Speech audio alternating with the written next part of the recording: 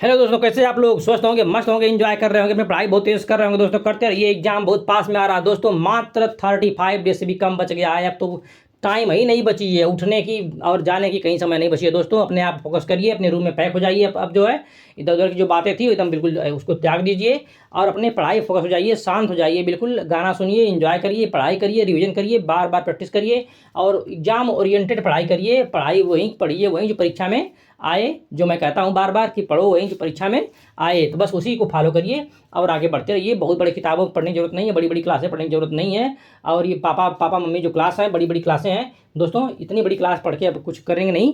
अब जो छोटी छोटी क्लासें पढ़ें, जितनी पढ़ें बिल्कुल एग्जाम में दिमाग में चढ़ जाए आप लोगों के। ठीक है, मैं देखता हूँ कि 10 10 घंटे 8 घंटे क्लास पढ़ती हैं और दिन भर लोग पढ़ाते रहते हैं। ठीक है ना, क्या पढ़ाते हैं? कोई क्या बोलते हैं, कतई जहर, कतई ये, कतई वो, ये सब प्रैक्टिस वैक्टिस जो है ना, एग्जाम को 2 4 दिन पहले देख लिया करिए। अभी जो है एकदम उसको पढ़ लीजिए, की पॉइंट जो परीक्षा में आ रहा है बिल्कुल। ठीक है, एकदम ओरिएंटेड क्वेश्चन पढ़ा करिए, पढ़ो वही जो परीक्षा में आए। बिल्कुल 66 के प्रश्न जो रखे हैं आप लोग, अपने ब्रह्मास्त्र रखे हैं ना, ब्रह्मास्त्र को निकाल लीजिए और उसको आजमा लीजिए कि बस यही करना है। ठीक है, बस उसी उसी जो सीरीज में मैं जो बस 19 प्रश्नों की सीरीज करा रहा हूँ और ये मेरी 8वीं क्लास है दोस्तों, 8वीं क्लास है। ज़बरदस्त देखी जा रही है, ज़बरदस्त लोगों को सपोर्ट मिल रहा है, मुझे मज़ा आ रहा है। ठीक है, बस आप लोग सपोर्ट करते रहिए, पूरी क्लास को देखते रहिए और एक एक से प्रश्न आ रहे हैं ना, जो लगेगा कि हाँ सारे सारे प्रश्न जो है इंपॉर्टेंट हैं। अगर आप लोगों को ऐसा लगता है, अगर ऐसा लगता है, सपोर्ट के लिए सब्सक्राइब कर सकते हैं। अगर लग जाए तो, अगर नहीं लगेगा तो कोई बात नहीं, आप लोग जब लगेगा तब करिएगा। बस पढ़ाई करते रहिए, एंजॉय करते रहिए, आप लोग मस्ती करते रहिए क्लासों का। ठीक है, और एग्जाम में जाइए ना तो फोड़ के आइए। बस कुछ भी करिए आप लोग, सोइए, जागिए, पढ़िए, घूमिए, कुछ भी करिए, बट एग्जाम में जाइए ना तो फोड़ के आइए, दिखाइए कि हाँ मैं कर सकता हूँ। ठीक है ना, आई कैन डू इट। बस ये दिमाग में रखिए, बस इतनी करके पढ़ाई करेंगे तो कर जाएंगे। ठीक है, आगे बढ़ते हैं, इंजॉय करते हैं क्लास को बहुत तेज़ी से। ठीक है, देखिए भारत का 82वां रामसर स्थल कौन सा है, इसको पढ़ते हैं हम लोग बहुत तेज़ी से। ठीक है, पहला है ऑप्शन नागी, दूसरा है नकटी, तीसरा है अंक समुद्र पक्षी संरक्षण रिजर्व और चौथा है अद्यनाशिनी मुहाना। बताइए 82वां रामसर स्थल कौन सा भारत का है? मात्र आप लोगों के पास 5 से 7 मिनट, 5 सेकंड समय होता है, 5 7 सेकंड का समय होता है आप लोगों को, इतना बताना पड़ता है। ये कोई क्लास वास नहीं पढ़ाई जा रही है दोस्तों, ये क्लास मान के मत पढ़िएगा, ये it is a test for you. ठीक है ना, ये टेस्ट है, आजमाने के लिए आप लोगों को है। आजमाइए अपने आप को, आप लोग कितनी कर पा रहे हैं। आज जो प्रश्न है वो सारे 9 प्रश्न और प्लस 19 प्रश्न, सब मिला के 28 प्रश्न है दोस्तों। 28 प्रश्न में अगर आप 22 से 25 प्रश्न अगर टच कर पाते हैं तो समझ लीजिए बहुत बड़ी बात है, बहुत बड़ी आप लोगों के लिए बात है। मतलब तैयार आप लोगों को लगभग है। अगर आप 15 से 22 के बीच में है तो आप मीडियम रेंज में पहुंच गए हैं। अगर आप अभी भी मतलब 15 से बहुत नीचे हैं, यानी 10 से बहुत नीचे हैं, तभी आपकी मेहनत करने की जरूरत है। अभी आपके पास समय है, अभी भी आप कवर अप कर सकते हैं, परेशान होने की कोई ज़रूरत नहीं है। पीसीएस के लिए बता रहा हूँ, बाकी आरओ के लिए तो इस पर्याप्त समय आप लोगों के पास है। और जो जितनी एग्जाम है सारे सुपरटेट पुलिस और ये सब जो एसएससी रेलवे बैंक के लिए भी ये क्लास सुपर डुपर क्लास है। ठीक है, तो इनको सभी लोग देखें, सभी लोग एंजॉय करें, मजा लीजिए आप लोग क्लास की। और बताइए, ये टेस्ट है, अपने आप को आजमाइए, इसको बस आजमाने के लिए कराया जा रहा है। एग्जाम ओरिएंटेड क्लास है, टेस्ट के लिए कराई जा रही है। ये फालतू बकवास के लिए नहीं कराई जा रही है, टाइम पास के लिए नहीं कराई जा रही है दोस्तों। ठीक है, इसका एक एक प्रश्न अपने आप में यही कह रहा है कि मैं आऊँगा एग्जाम में। ठीक है, इंतजार कर रहा है, इसलिए इसके इंतजार को आप लोग जाइए, पूर्ण करिए। परीक्षा आप लोगों की दोस्त होती है, आप लोगों को पास कराती है। अगर वो ना आए तो आप लोग पास भी नहीं कर पाएंगे, इसीलिए परीक्षा आती है, उसको अपना मित्र मानिए, उसको गले लगाइए और उसका स्वागत करिए। आपको स्वागत के लिए खड़ी है, बस जाइए अपना स्वागत करवाइए उससे। ठीक है, बस क्लास को एंजॉय करते हैं बहुत तेज़ी से। भारत का जो 82वां रामसर स्थल है दोस्तों, क्या है? नागी, नकटी, अंक समुद्र पक्षी संरक्षण केंद्र और अद्यनाशिनी मुहाना। बताइए कौन सा इसमें है? बहुत तेज़ी से बताया करिए आप लोग, आगे बढ़ते हैं हम लोग हैं। तो इसका है नकटी, सही है। क्या है? नकटी जो है रामसर स्थल, ये क्या है? 82वां रामसर स्थल घोषित हो गया दोस्तों। ठीक है, नेक्स्ट प्रश्न जो बढ़ते हैं हम लोग आगे। अच्छा, भारत में बताइए कुल रामसर स्थल कितने हो गए हैं? पहले 82 था, लेकिन अब बढ़ कितनी हो गया? 85 हो गया दोस्तों। कितना हो गया? 85 हो गया है बढ़कर, इसको भी याद रखिएगा आप लोग। ठीक है, ठीक, रामसर स्थल कितने हो गए हैं? 85 हो गए हैं अब। नेक्स्ट प्रश्न, यूपी में उत्तर प्रदेश में स्थित रामसर स्थलों की संख्या कितनी है दोस्तों? तो ये बहुत बहुत इंपॉर्टेंट प्रश्न है, वेरी वेरी इंपॉर्टेंट है। परीक्षा में आने के लिए एकदम तैयार बैठा है, आएगा जरूर, चाहे कुछ भी कर लीजिए आप। 100% लिख लीजिए, 100% आएगा, क्योंकि ऐसे ही प्रश्न तो खोजता है परीक्षा। परीक्षा मतलब कि जो लेने वाला है। ठीक है, कि बस ऐसे प्रश्न मिल जाएँ, अब बच्चों को यहीं पर फंसा दें हम। 10 11 12 15 लिख देंगे भैया, कितनी है समझ में नहीं आएगा। ठीक है, तो इसको हम लोग ये डाल डाल चलेंगे तो हम लोग पाँच पाँच चलने वाले लोग हैं, बहुत अनुभव है, ठीक है ना। इनको पकड़ा लेंगे, जाने नहीं देंगे, बस विश्वास रखिए। चलिए एंजॉय करिए। बताइए उत्तर प्रदेश में रामसर श्लोक संख्या कितनी है? बताइए आप लोग। 11 हैं, 10 हैं, 15 हैं, 12 हैं, जल्दी से बताइए। तो 10 हैं। कितनी है? 10 हैं रामसर स्थल। अब पूछेगा कि इनमें से कौन नहीं है, 10 संख्या तो हो गई है यूपी में, ठीक है ना। अगर पूछेगा सबसे अधिक किस राज्य में है, तो तमिलनाडु में दोस्तों। तमिलनाडु में कितनी है? 18 हो चुकी हैं। तमिलनाडु में कितनी है? 18 तमिलनाडु में हो चुके हैं दोस्तों, और 10 जो है यूपी में है। और यूपी के 10 कौन कौन से हैं, अगर आप लोगों को याद हो तो ठीक है, अगर नहीं याद हो तो आप लोग तुरंत नोट कर लीजिए। मैं बता रहा हूँ नाम, जल्दी जल्दी नोट कर लीजिए इनको, ठीक है, क्योंकि पूछेगा कि इनमें से कौन नहीं है, ऐसा प्रश्न भी आ सकता है, ठीक है। देखिए पहला है रामसर स्थल यूपी का सांडी पक्षी अभ्यारण्य है। सांडी पक्षी अभ्यारण्य कहाँ पे है? हरदोई में है दोस्तों। सांडी कहाँ पे है? हरदोई में है। दूसरा है सरसई नावर झील, इटावा में है। तीसरा समसपुर पक्षी अभ्यारण्य, रायबरेली में है। चौथा समन पक्षी अभ्यारण्य, मैनपुरी में है। पाँचवां सूर सरोवर पक्षी अभ्यारण्य, या किसको बोलते हैं कीठम झील, ये आगरा में है दोस्तों। छठवां है नवाबगंज पक्षी अभ्यारण्य, उन्नाव में है। सातवां है पार्वती अरग्गा पक्षी अभ्यारण्य, ये गोंडा में है। और इसके बाद आठवां है बखीरा वन्य जीव अभ्यारण्य, ये संत कबीर नगर में है। नौवां है ऊपरी गंगा नदी, बुलंदशहर में है। तीसरा है हैदरपुर वेटलैंड, यह है मुजफ्फरपुर बिजनौर में दोस्तों, ठीक है। तो इनको याद कर लीजिएगा, इनमें से मतलब नोट कर लीजिएगा इनको देखकर, ठीक है। या मैं बोल रहा हूँ, इनको नोट जरूर कर लीजिएगा, सही रहेगा आप लोगों के लिए, ठीक। नेक्स्ट बढ़ते हैं आगे, नेक्स्ट बढ़ते हैं आगे जो है क्वेश्चनों पे। इधर चला गया लग रहा है।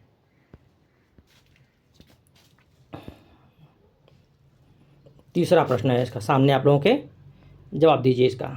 भारत का सबसे छोटा पक्षी अभ्यारण्य कौन सा है? नहीं, भारत का सबसे छोटा रामसर स्थल, यार पक्षी अभ्यारण्य दिमाग में आ गया। रामसर स्थल कौन सा है बताइए? चिल्का झील, लोकटक झील, रेणुका झील, सुंदरबन आर्द्र भूमि झील, कौन सी है?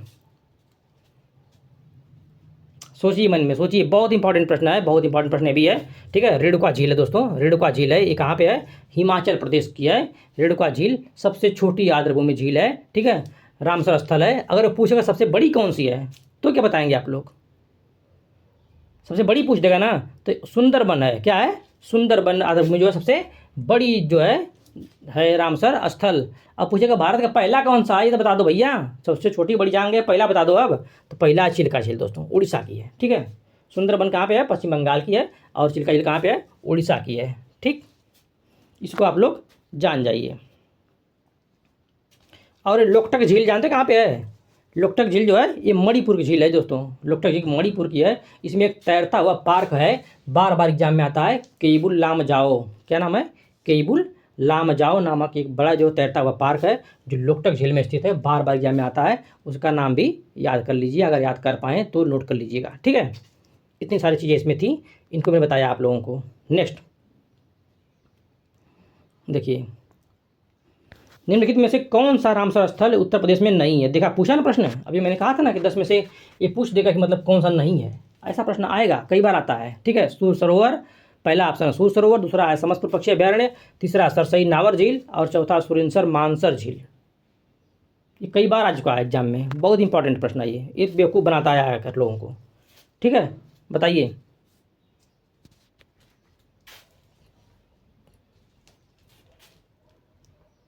बताइए कौन सा इसमें सही है?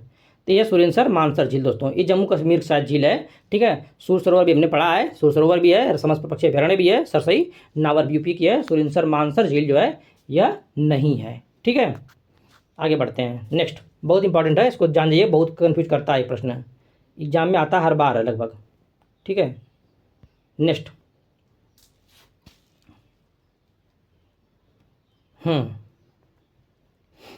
देखिए, रामसर स्थल के संबंध में निम्नलिखित कथनों पर विचार करना है कि वर्तमान में रामसर स्थलों की संख्या कितनी है? 82 है। आप लोग बताइएगा 82 है कि नहीं है। रामसर कन्वेंशन को भारत में 1 फरवरी 1980 को अपनाया गया था, ये बताइए कि सही है कि गलत है। रामसर कन्वेंशन को 2 फरवरी 1971 को कैस्पियन सागर के दक्षिणी तट पर स्थित ईरानी शहर में अपनाया गया था, ये तीसरा सही है कि नहीं है, आप लोग बताइए। और इसका ऑप्शन जो दिया है केवल एक, केवल 1 और 2, केवल 2 और 3, केवल 1 और 3,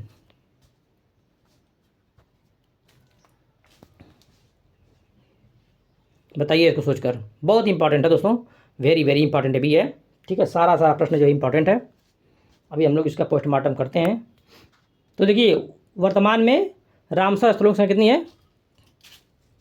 82। अभी हमने बताया था कि 82 नहीं है, कितना हो गई, बढ़ के 85 हो गई है, बढ़ के 85 हो गई दोस्तों, पहले 82 थी। ठीक है। दूसरा कह रहा है कि रामसर कन्वेंशन को भारत में 1 फरवरी 1980 गलत है, 1982 को अपनाया गया था। कब बनाया गया था? 1982 को अपनाया गया था, ये भी गलत है। ठीक है, मतलब पहला भी गलत, दूसरा भी गलत। और तीसरा क्या है? तीसरा कह रहा है कि रामसर कन्वेंशन को 2 फरवरी 1971 को कैस्पियन सागर के दक्षिणी तट पर स्थित ईरानी शहर में अपनाया गया था। बिल्कुल सही कह रहा है ये। ठीक है, तो कौन सही है? केवल 3 सही है। ऑप्शन कौन सही है? केवल 1 दिया है ए, बी 1 और 2, सी दिया है 2 और 3, केवल 1 और 3। अरे यार 1 तो गलत है, 1 तो गलत है और 2 भी गलत है। इसका मतलब केवल 3 सही है। ऑप्शन दिया है गलत। ठीक है, इसका ऑप्शन क्या है? केवल 3। एक लोग ई ऑप्शन बना लीजिएगा। क्या है? केवल 3 सही है। ठीक है, पहले 82 था, अब बढ़ के हो गया 85, तो इसमें से केवल तीसरा सही है दोस्तों, पहला और दूसरा गलत है। ठीक है, वो नोट कर लीजिएगा इसको, ये ऑप्शन गलत दिया है। गलत देंगे तो हम लोग सुधार भी देंगे, ये जानते नहीं हैं कि हम लोग सुधार सकते हैं, इनको पता होना चाहिए इस बात का कि पोस्टमार्टम कर देंगे इनका, हम लोग डॉक्टर हैं। देखिए नागी और नकटी रामसर साइट, नागी और नकटी रामसर साइट निम्नलिखित में से किस राज्य में संबंधित है? बताइए, उत्तर प्रदेश से, बिहार से, पश्चिम बंगाल से या उड़ीसा से? अभी हाल ही में बना है, अभी दोनों मतलब कि बहुत ही चर्चा में रहा है नागी और नकटी। ये पूछेगा एग्जाम में, पूछेगा दोस्तों। ठीक है, बताइए। तो ये है बिहार संबंधित। कहाँ पे है? बिहार में खोजा गया दोस्तों, बिहार में। नागी और नकटी कहाँ पे है? बिहार में है। नेक्स्ट प्रश्न। टाइम बर्बाद नहीं करते हैं, बहुत तेज़ी से हम लोग आगे बढ़ते हैं, प्रैक्टिस कर रहे हैं। और जो प्रश्न नहीं आ रहा उनको नोट कर लीजिएगा। ये सारे के सारे प्रश्न जो है जल्दी आग की तरह हैं, एकदम आएंगे एग्जाम में और आप लोगों को सुलगा के चले जाएंगे। वरना इसको जो आए ना तो पहले से पानी तैयार रखिए, मारिए फटाक से पानी बाल्टी का और तुरंत बुझ जाइए, बस निकल जाइए आगे। ऐसे ही करिए, ठीक है ना। ये दुष्ट जो है ना फंसाते हैं, कभी कभी बेवकूफ़ बनाते हैं, तो इनको बेवकूफ़ बनाने का चांस मत दीजिए। जहाँ बेवकूफ़ बनाने का प्रयास करें मुंह घुमाए बस तड़ाक से एक थप्पड़ कायदे से मारिए इनको। मतलब थप्पड़ मतलब किताब मार फाड़ मत दीजिएगा, पेन से, मतलब पेन से जो है इनको टिक करिए और इनको कलर करिए, इनका मुंह काला करिए और आगे निकलिए। ठीक, बस देखिए नेक्स्ट 7वां क्वेश्चन हम लोगों का आ गया सामने। सर्वाधिक रामसर स्थल वाला राज्य उत्तर प्रदेश में कौन सा है? बताइए। तमिलनाडु, उत्तर प्रदेश, हिमाचल प्रदेश, पश्चिम बंगाल। तो दोस्तों अभी मैंने बताया था कि उत्तर प्रदेश में कितनी है? उत्तर प्रदेश में कुल 10 हैं, केवल कितनी है? 10 हैं। लेकिन एक राज्य था जहाँ पे 18 था, याद आ रहा है आप लोगों को? चुन लिया होगा आप लोगों ने। तमिलनाडु, तमिलनाडु में कितनी है? 18 रामसर स्थल है दोस्तों, 18 है। इसको याद कर लीजिएगा, भूलेगा नहीं है। अभी भूलेगा नहीं करेगा आप लोगों को, मैं पढ़ाऊँगा और भूल जाए ऐसा पॉसिबल नहीं है। ठीक है, मैं पढ़ाऊँगा और भूल जाए ऐसा पॉसिबल नहीं है दोस्तों। नेक्स्ट 8वां देखिए, भारत का सबसे पुराना रामसर साइट निम्न में से कौन है दोस्तों? सबसे पुराना कौन सा है? रेणुका आर्द्रभूमि, सुंदरबन आर्द्रभूमि, लोकटक आर्द्रभूमि, चिल्का आर्द्रभूमि। सबसे पुराना मतलब सिर्फ पहला वाला पूछ रहा है। अभी बताया मैंने जो, बताइए कौन सा है? चिल्का झील भाई, चिल्का झील सबसे पहले ही है। ठीक है ना, सबसे छोटी रेणुका झील थी, सबसे बड़ी सुंदरबन थी, और ये केबुल लामजाओ पार्क वाला जो है कहाँ था? मणिपुर में था। ये तैरता हुआ पार्क वाली झील है ये। ठीक है, लोकटक झील। ठीक है, नेक्स्ट वन चिल्का झील है आंसर इसका। सबसे पुरानी यही है, सबसे पहली है, सबसे पुरानी भी होगी भाई। जो पहले आया वही पुराना होगा ना। अब देखिए, मॉन्टेक्स रिकॉर्ड में शामिल आर्द्रभूमियों में से निम्न में से कौन से हैं? इसमें से कौन कौन से जो है, कितना इंपॉर्टेंट प्रश्न है ना, इसका अनुमान आप लोग नहीं लगा सकते। वेरी वेरी इंपॉर्टेंट प्रश्न एकदम है ये। मॉन्टेक्स रिकॉर्ड में शामिल आर्द्रभूमियों में निम्न में से कौन सी शामिल है? केवलादेव राष्ट्रीय उद्यान, लोकटक झील मणिपुर, चिल्का झील उड़ीसा, या ए बी दोनों? बताइए। तो इसका जो है केवलादेव राष्ट्रीय उद्यान भी है और लोकटक झील भी शामिल है। ठीक है, मॉन्टेक्स रिकॉर्ड में शामिल, मॉन्टेक्स रिकॉर्ड में शामिल जो है केवलादेव राष्ट्रीय उद्यान थी, लोकटक झील मणिपुर भी है। ठीक है, पहले जो थी इसमें चिल्का झील भी थी, लेकिन उसको बाहर कर दिया गया है। इसमें कंफ्यूज होने की ज़रूरत नहीं है। इसका डी सही है दोस्तों, D option is right answer. ठीक है, नेक्स्ट देखिए दूसरा अब हम लोग शुरू कर देते हैं, ठीक है। वस्तुनिष्ठ प्रश्न का सेकंड चैप्टर भी शुरू कर देते हैं हम लोग, इसी भी पढ़ लेते हैं अभी इसी समय, ठीक है। ज़्यादा टाइम बर्बाद करने की जरूरत नहीं है, इसके लिए अलग से समय निकालने की ज़रूरत नहीं है दोस्तों, इसी में करा देते हैं इसको भी हम लोग बहुत तेज़ी से। देखिए ये सब सारे जो कराए गए हैं अभी, संगठन की जो बैठक हुई है उसके बारे में बताया गया है। संघाई सहयोग संगठन एक क्षेत्रीय संगठन है, इसके अंतर्गत विश्व जनसंख्या लगभग 40% जनसंख्या सम्मिलित है, ठीक है। दूसरा है इसकी स्थापना 2001 में हुई थी। बताइए संघाई सहयोग संगठन की स्थापना कब हुई थी, ठीक है ना। कह रहा है कि विश्व जनसंख्या का लगभग 40% इसमें शामिल है। इसमें से कौन सही है कौन गलत है, जल्दी से आप लोग बताइए। तो इसका दोनों सही है दोस्तों, ए और बी दोनों सही है, ठीक है। पहला और दूसरा दोनों सही इसमें है। इसकी स्थापना जो है क्या हुई थी 2001 में हुई थी, और इसमें क्या है एक क्षेत्रीय सहयोग संगठन ये है। इसमें लगभग विश्व का 40% जनसंख्या इसमें शामिल होती है। भारत है, चाइना है, सब शामिल होते हैं इसमें, ठीक है ना। तो ये सब शामिल जाते हैं, ठीक। रसिया भी है। देखिए नेक्स्ट, बहुत तेज़ हम लोग आगे बढ़ते हैं, इनको जो है ख़त्म कराते हैं। संघाई सहयोग संगठन का मुख्यालय सचिवालय कहाँ पे है दोस्तों, बताइए। संघाई सहयोग का मुख्यालय या सचिवालय कहाँ पे है, संघाई में है, बीजिंग में है, वुहान में है, या इनमें से कोई नहीं, जल्दी से बताइए इसको। ये बीजिंग में, कहाँ पे है, बीजिंग में है। संघाई सहयोग संगठन का मुख्यालय कहाँ पे है, बीजिंग में है दोस्तों, ठीक है। नेक्स्ट आप लोग सोच लिया करिए, बस ज़्यादा टाइम नहीं मिलेगी आप लोगों को, बस सोच लिया करिए कि कौन सा सही है कौन सा गलत है। नेक्स्ट देखिए, ज़्यादा टाइम बर्बाद नहीं करना है, बहुत फास्ट पढ़ना हम लोगों को है। कथन एक है कि भारत संघाई सहयोग संगठन एससीओ का सदस्य देश नहीं है, ठीक है। दूसरा, एससीओ की आधिकारिक भाषा चीनी व अंग्रेजी है। अब चुनना आप लोगों को है कि केवल कथन एक सही है, एक व दो सही दोनों है, केवल दो सही है, या न तो एक न ही दो सही है। बताइए क्या भारत एससीओ का सदस्य नहीं है और एससीओ की आधिकारिक भाषा क्या चीनी और अंग्रेजी है, बस इसको आप लोग विचार कर लीजिए जल्दी से। तो दोस्तों ये गलत है, इनमें से कोई सही नहीं है, क्योंकि भारत सदस्य है और इसकी आधिकारिक भाषा चीनी और अंग्रेजी नहीं है दोस्तों, ठीक है। तो ये दोनों गलत है, न तो एक न ही दो, इसमें से कोई सही नहीं है, ठीक। नेक्स्ट,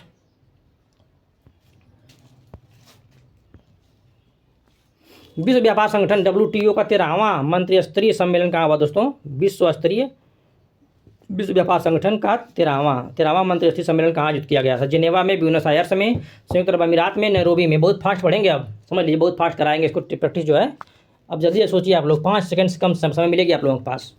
विश्व व्यापार संगठन WTO का 13वां मंत्रिस्तरीय सम्मेलन कहाँ आयोजित किया गया है, बताइए। जिनेवा में, ब्यूनस आयर्स में, संयुक्त अरब अमीरात में, या नैरोबी में। जैसा दीजिए आंसर। तो इसका आंसर है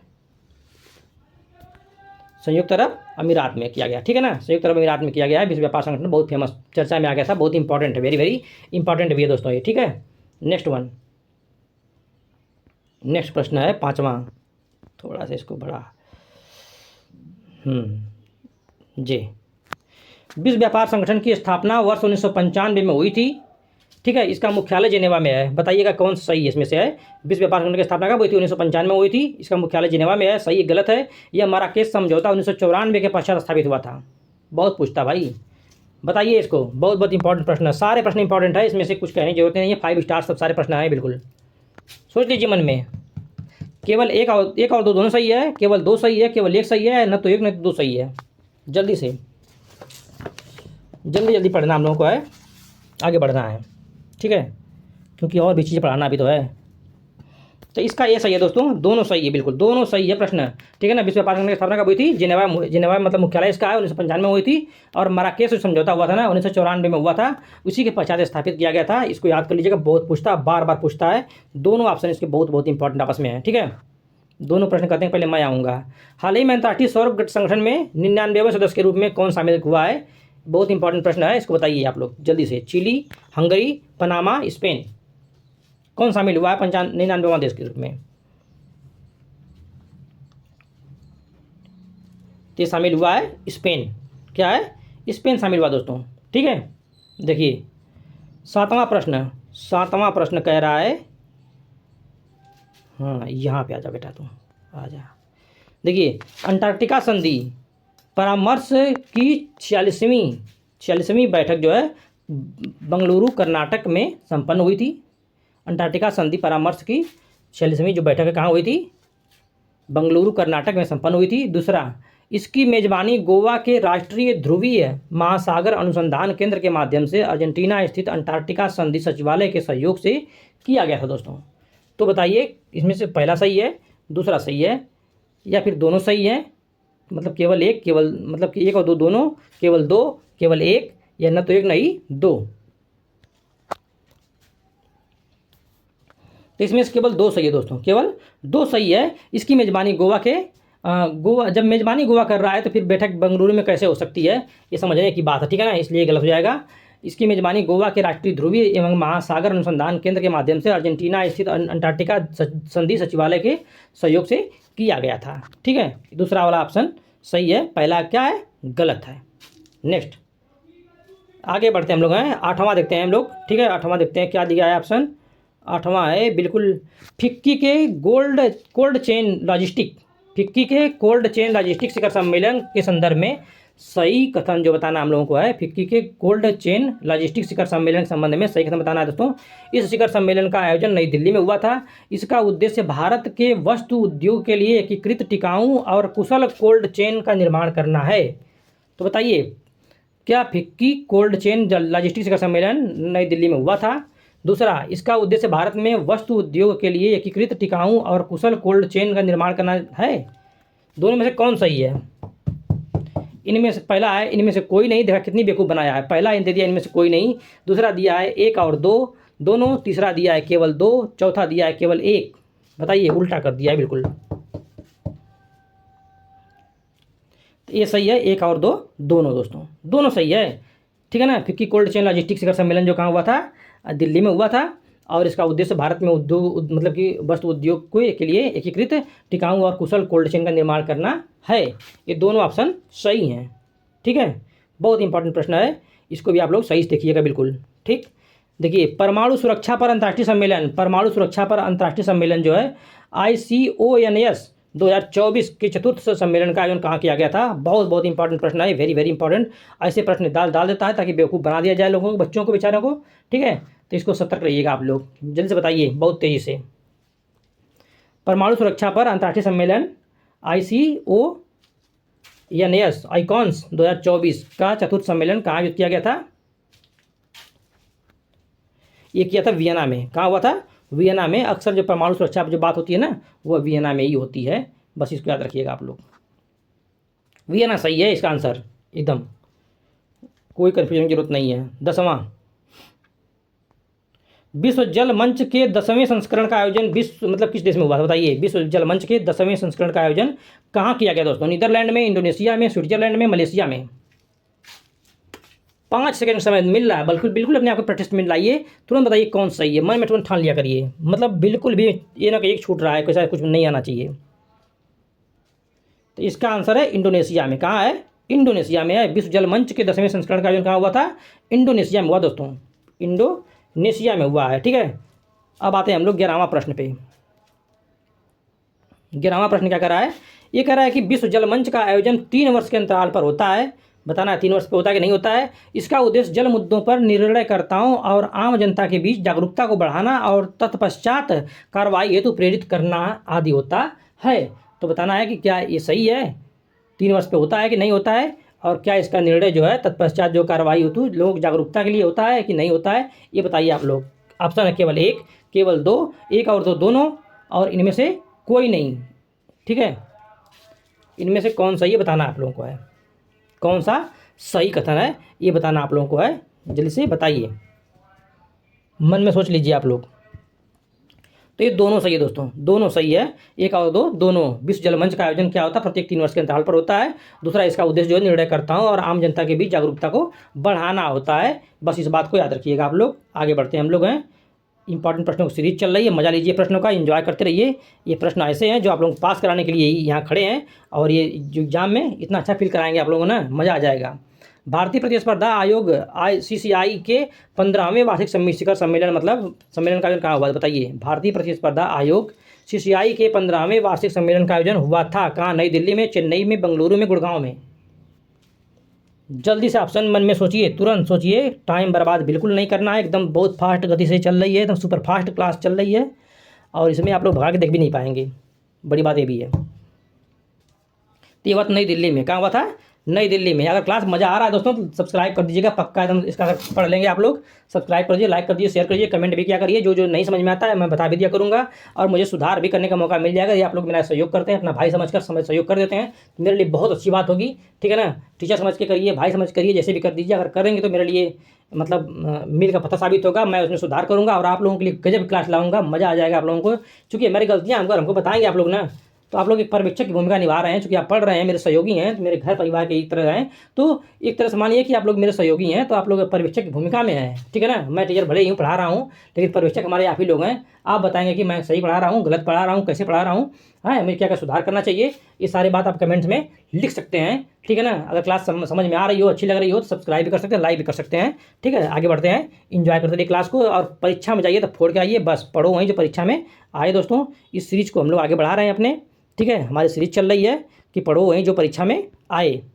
ठीक, 13वां प्रश्न इसका है जो देखते हैं हम लोग। विश्व हाइड्रोजन शिखर सम्मेलन बहुत बहुत इंपॉर्टेंट दोस्तों, वेरी वेरी इंपॉर्टेंट है। ये लगभग आ रहा है प्रश्न इस बार, इसको ध्यान देख लीजिएगा। विश्व हाइड्रोजन शिखर सम्मेलन 2024 का आयोजन कहाँ किया गया दोस्तों? रॉटरडम नीदरलैंड में किया गया था, जेनेवा स्विट्जरलैंड में किया गया था, बाकू अजरबैजान में किया गया था, या फिर काहिरा मिस्र में किया गया था? बताइए जल्दी से, 5 सेकेंड आप लोग के पास, एकदम कोई चांस नहीं छोड़ने का। बताइए कहाँ पे है? तो ये हुआ था रॉटरडम नीदरलैंड में। कहाँ हुआ था? रॉटरडम नीदरलैंड में विश्व हाइड्रोजन शिखर सम्मेलन हुआ था 2024 का।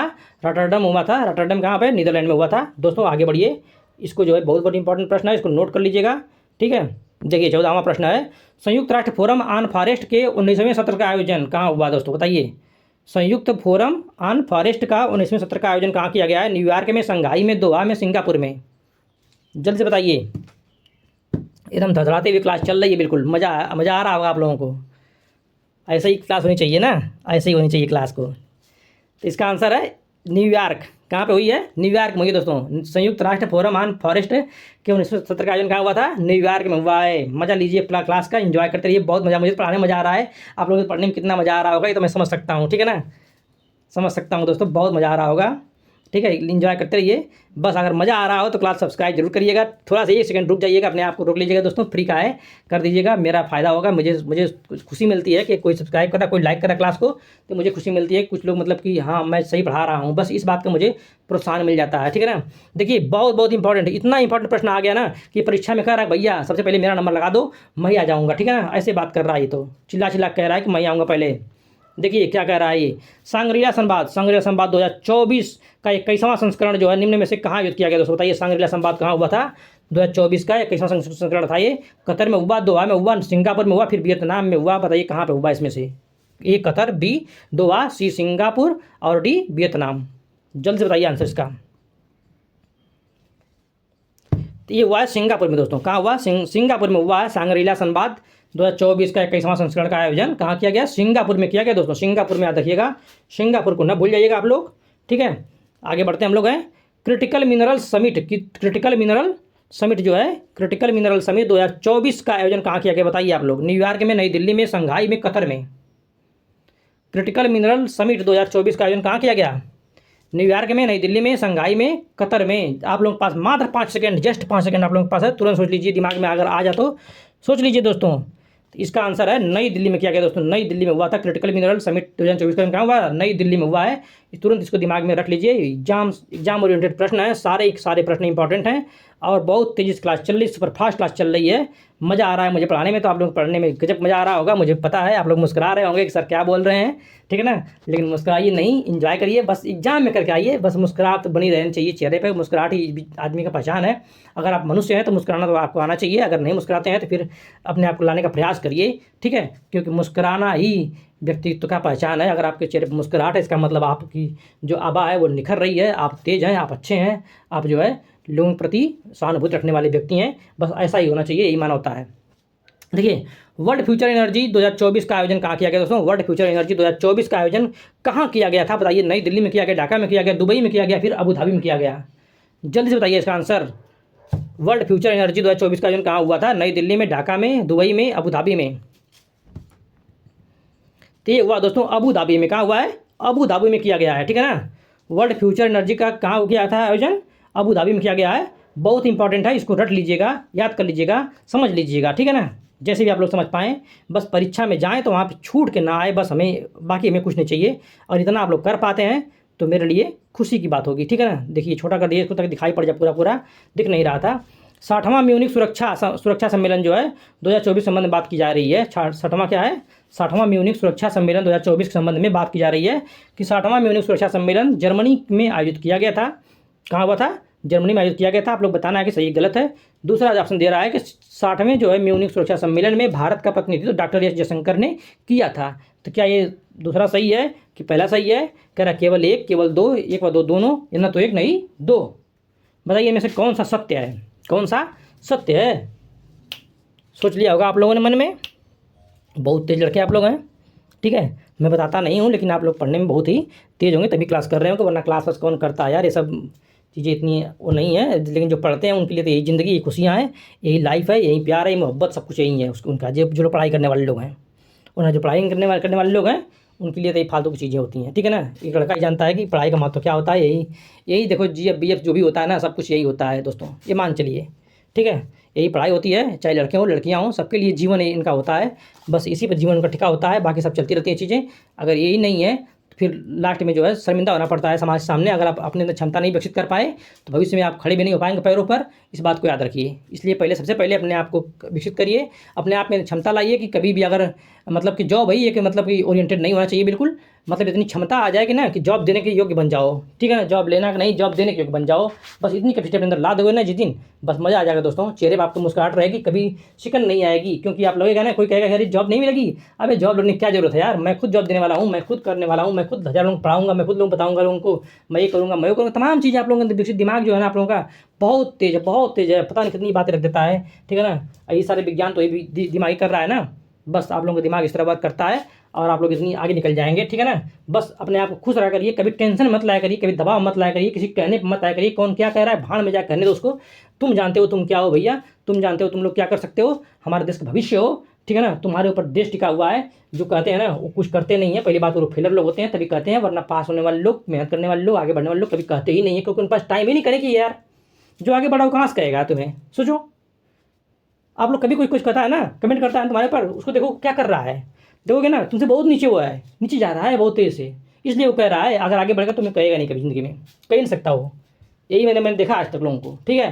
तो अपने आप कभी भी किसी कहने मत आया करिए, टेंशन मत लिया करिए, एंजॉय किया करिए। ज़िंदगी है एक बार मिली है, छोटी ज़िंदगी है, भरपूर जिए उसको, एकदम कलरफुल बना दीजिए इसको, ठीक है। चलिए आगे बढ़ते हैं, हम लोग बातें बहुत कर लेते हैं कभी कभी। तो 60वां म्यूनिख समझौता क्या हुआ? सुरक्षा सम्मेलन का हुआ था 2024 जर्मनी में आयोजित किया गया था। दूसरा मतलब कि दिया है 60वें म्यूनिख सुरक्षा सम्मेलन में भारत का प्रतिनिधित्व कौन किया था? एस जयशंकर ने किया था दोस्तों। तो बताइए कौन सही है, जल्दी से बताइए आप लोग। 18वां का आंसर, तो इसका आंसर है सी दोस्तों, दोनों सही है, ठीक है ना। दोनों सही इसका आंसर है, क्योंकि जयशंकर जी गए थे वहाँ पर, ठीक है, और जर्मनी में ही किया गया था। बहुत बहुत इंपॉर्टेंट था, इसको आप लोग एंजॉय किए। अब आते हैं हम लोग अपने लास्ट प्रश्न पे बढ़ गए हम लोग, ठीक है। 19वां प्रश्न है ये, लास्ट प्रश्न है, इसको आप लोग सही कर दीजिए, एंजॉय करिए। फिर भारत के किस अंतर्राष्ट्रीय शिखर सम्मेलन में अपना स्वयं का मंडप स्थापित किया गया दोस्तों? बताइए भारत के किस अंतर्राष्ट्रीय शिखर सम्मेलन में अपना स्वयं का मंडप स्थापित किया गया था? बहुत बहुत इंपॉर्टेंट प्रश्न है, वेरी वेरी इंपॉर्टेंट, भारत गर्व की बात है, इसलिए आप लोग इसको बता दीजिए तुरंत बताइए आप लोग। पहला ऑप्शन है विश्व हाइड्रोजन शिखर सम्मेलन 2024 में, विश्व भविष्य ऊर्जा शिखर सम्मेलन 2024 में, म्यूनिख सुरक्षा सम्मेलन में, या इनमें से कोई नहीं। किस में भारत ने अपना स्वयं का मंडप लगाया था, ये बताना आप लोगों को है, ठीक है। तो ये था विश्व हाइड्रोजन शिखर सम्मेलन, विश्व हाइड्रोजन शिखर सम्मेलन में लगाया गया था भारत द्वारा अपना मंडप दोस्तों, ठीक है। बहुत बहुत इंपॉर्टेंट प्रश्न था। इस प्रकार इस प्रश्नों का सीरीज खत्म होती है और आप लोग एंजॉय करिए क्लास। अगर मज़ा आई हो तो जरूर लाइक शेयर करिएगा और सब्सक्राइब भी करिएगा और कमेंट भी करिएगा दोस्तों। मुझे इंतजार रहता है आप लोगों का। आप लोग अगर मुझे अपना भाई बंधु मानते हैं, कुछ भी मानते हैं, टीचर मानते हैं, लगता है कि मैं सही पढ़ा रहा हूँ, थोड़ा सा एनर्जी आप लोगों को दे रहा हूँ, तो प्लीज़ आप लोग करिए, ठीक है। और क्लास को आगे बढ़ाते हैं हम लोग हैं। नेक्स्ट सीरीज 8वां चल रहा है, कल 9वां लाना है। बहुत तेज़ी से हम लोग पूरा जो है ना करंट अफेयर के पोस्टमार्टम कर डालेंगे हम लोग, ठीक है। इसके बाद जीएस भी बचा है, जीएस की बस ओरिएंटेड क्लास कुछ लाना है बहुत तेज़ी से। 20-30 क्लास लाया जाएगा, उसमें से कम 50 प्रश्न फंसाया जाएगा, 60 प्रश्न बस, उतनी ज़रूरत है। 60-70 प्रश्न अगर आपको आते हैं ना एग्जाम में, इसका मतलब आप जो है 90 मतलब कि 90 पार क्या 100 पार कर जाएंगे, बस इतनी ज़रूरत है। क्योंकि और बाकी चीज़ें तो पढ़े ही होते हैं, है ना, बाकी बेसिक्स से तो कुछ आधी चीज़ें हैं। इसको एंजॉय करिए, क्लास को आगे बढ़ाइए। अब हम लोग ये ख़त्म करते हैं इसको, हैं, ठीक है ना। मज़ा आया हो तो बताइएगा कमेंट बॉक्स में, ठीक। एंजॉय करिए। जय हिंद।